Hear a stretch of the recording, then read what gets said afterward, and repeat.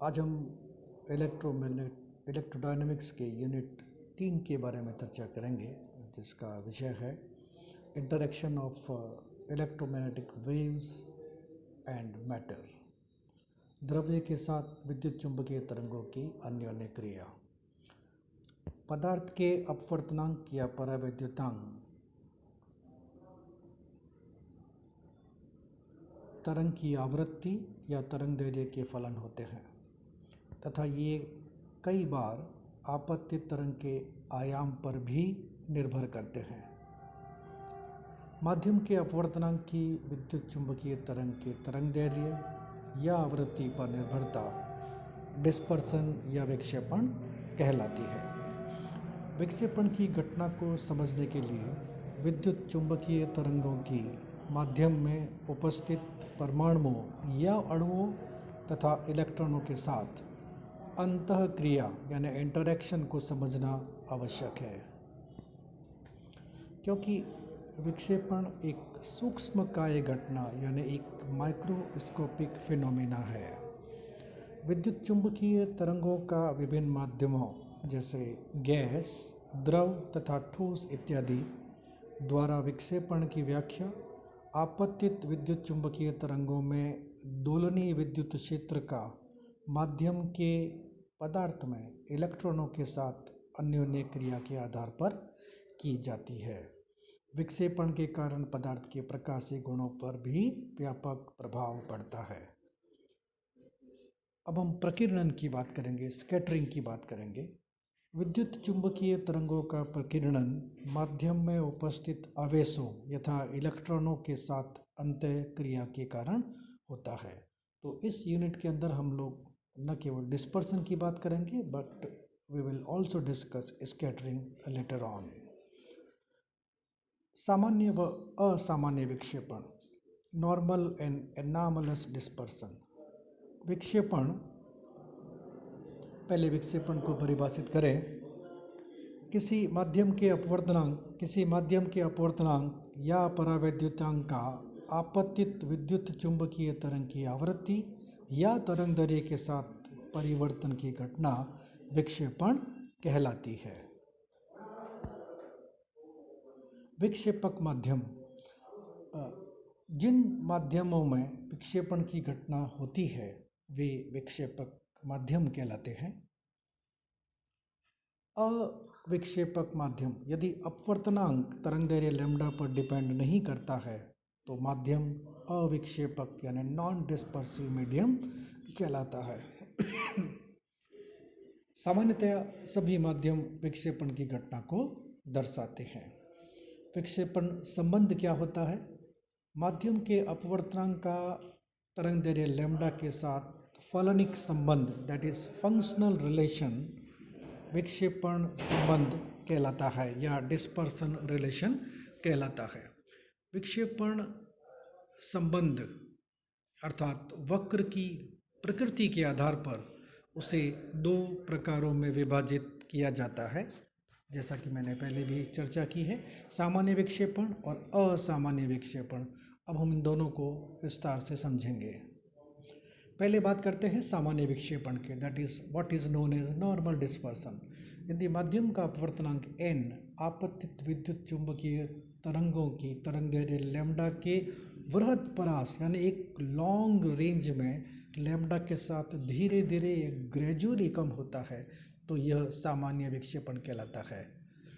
इस विक्षेपण के लिए, जैसा कि n व लैम्ब्डा के बीच आलेख में दर्शाया गया है, dn/d लैम्ब्डा का मान लैम्ब्डा के अल्प मानों के लिए अधिक होता है और कांच के लिए, जैसा कि चित्र में दिखाया गया है, ऐसे सामान्य विक्षेपण के लिए dn/d lambda is less then 0 अर्थात नेगेटिव होता है, अर्थात एक के बढ़ने से दूसरा घटता है।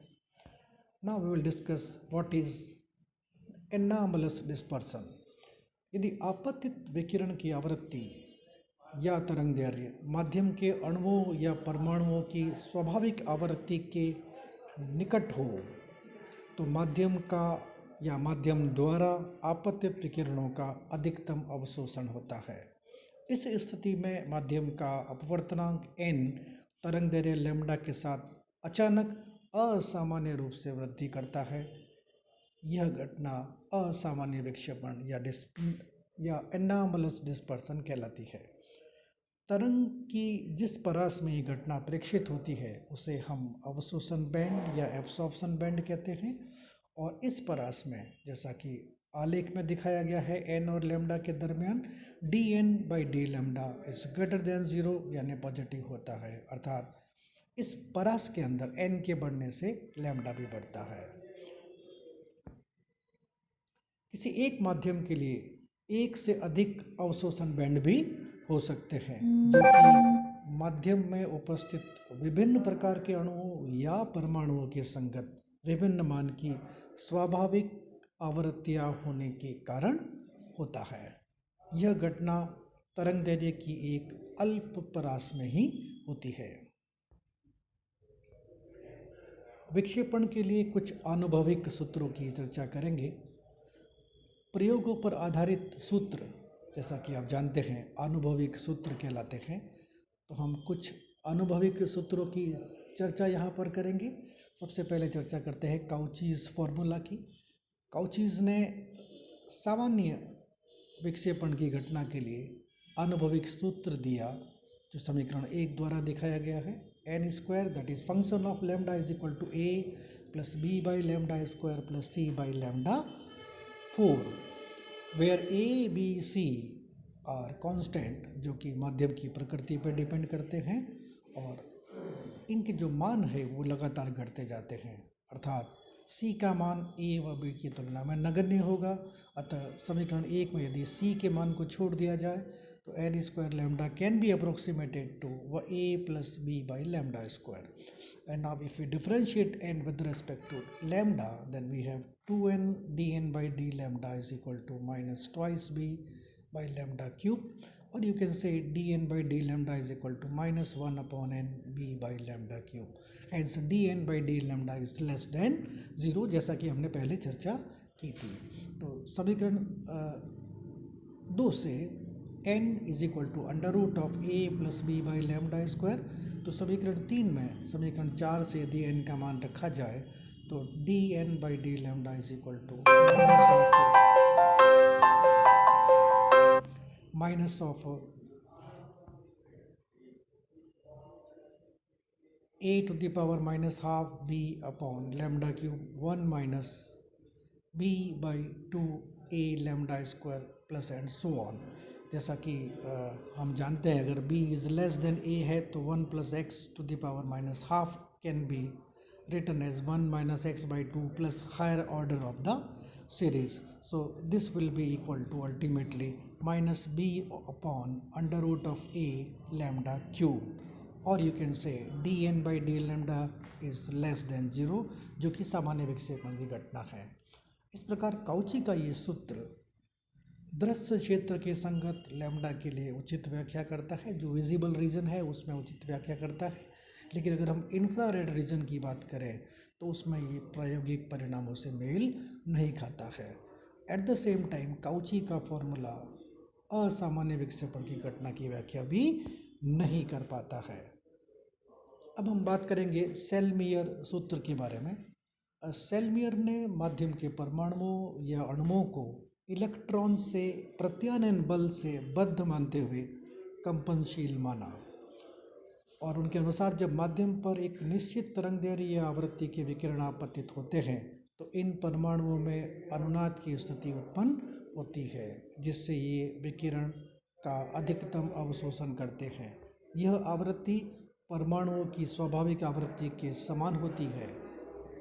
इस प्रकार अवशोषण बैंड की उत्पत्ति की व्याख्या सेलमियर सूत्र के द्वारा की जा सकती है, और जो सूत्र सेलमियर ने दिया वो समीकरण 1 द्वारा दिखाया गया है। N square function of lambda is equal to 1 plus summation for K A K lambda square upon lambda square minus lambda K square, where A K वे अवशोषण बैंड के लिए सेलमियर नियतांक है, जबकि लैम्डा के वे अवशोषण बैंड की अनुनादी या नेचुरल फ्रिक्वेंसी है या नेचुरल वेवलेंथ है।